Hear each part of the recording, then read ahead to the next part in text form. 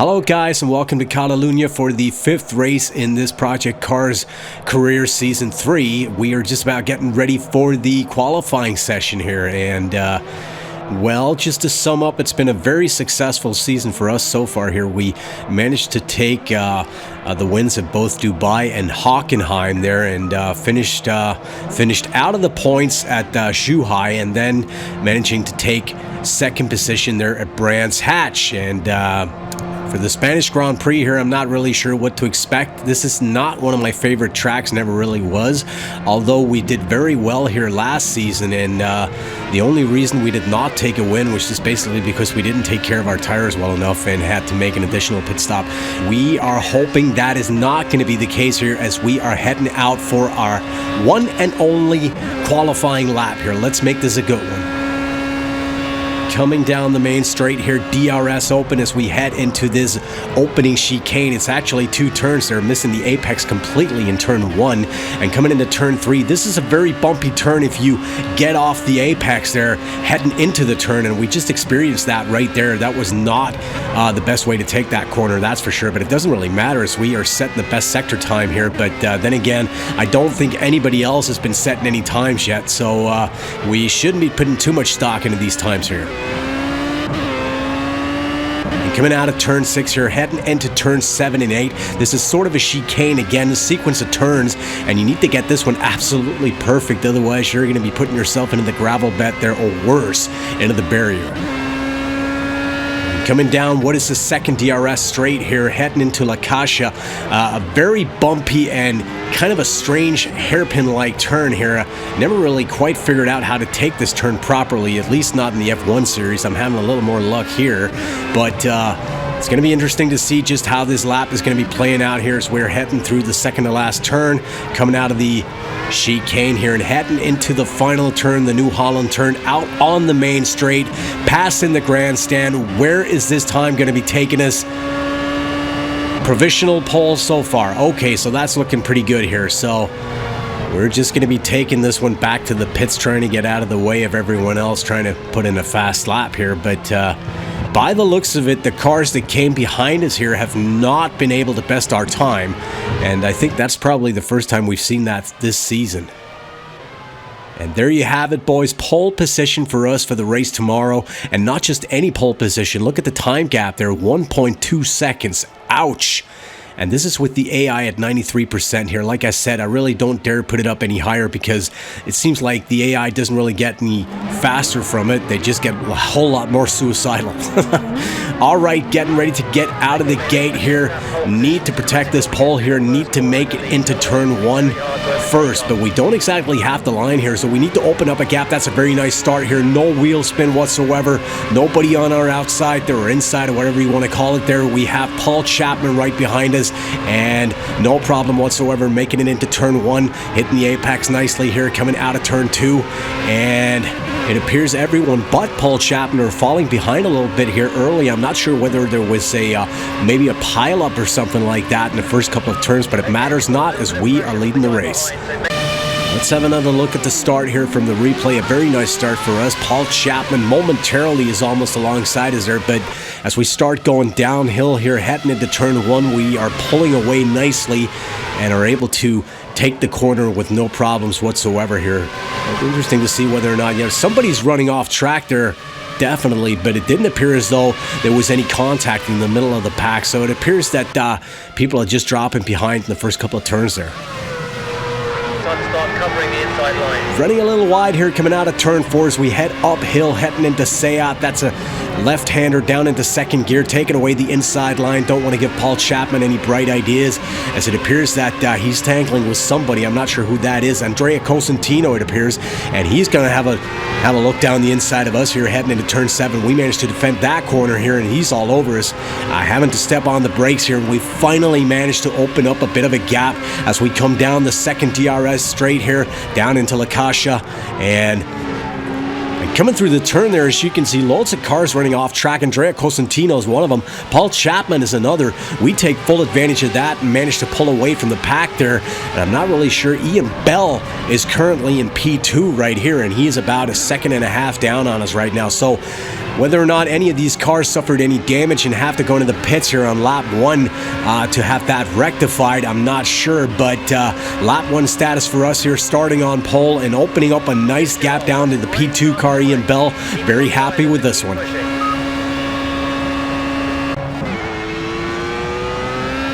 Jumping ahead to lap 6 here, no change overall as we are still leading the race here, but as you can see, we are currently opening up quite a nice gap down to the P2 car of Ian Bell, and it appears that our performance from the qualifying session there is carrying over into the race. I did not expect that. I sort of thought we caught lightning in a bottle with that lap, but it appears that we are being very dominant here early in the race at least.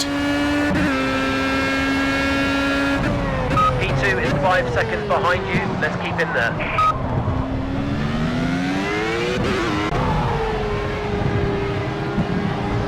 Jumping ahead to lap 10 here, no change overall, but as you can see, we are extending our gap down to the P2 car, Ian Bell, in a quite dramatic fashion here. He is almost 13 seconds down the road from us right now, which is more than 1 second per lap that we are currently putting into Ian here.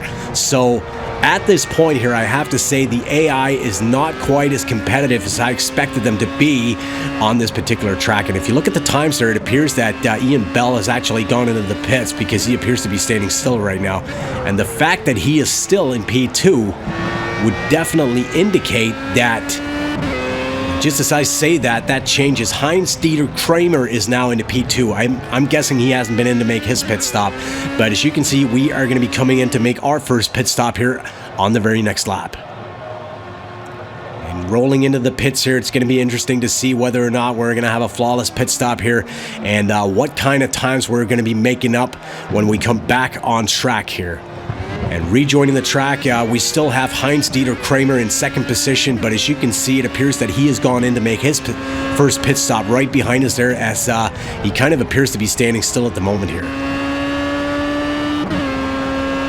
Skipping ahead to lap 14, as you can see, Paul Chapman now back up into P2. I'm not really sure what happened to Ian Bell, but obviously Heinz-Dieter Kramer losing P2 the second he went in to make his first pit stop here. But we are currently about 20 seconds up on Paul Chapman here.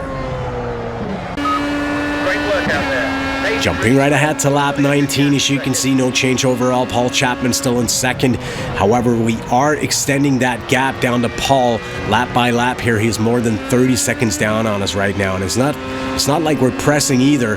We're taking this nice and slowly here, banging in some fast laps, obviously, but by no means are we taking any chances here.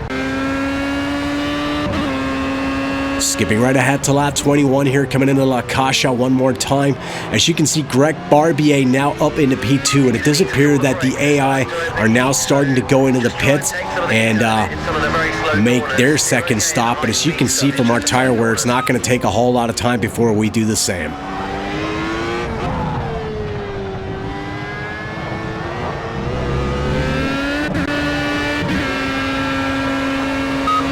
Jumping ahead to lap 23, as you can see, we are now starting to catch up to some back markers here. And I guess that coming into the pits this very next lap is probably as good a time as ever. Also, if you look at the P2 car, we now have Heinz-Dieter Kramer back into P2, and I'm not really sure how that figures out.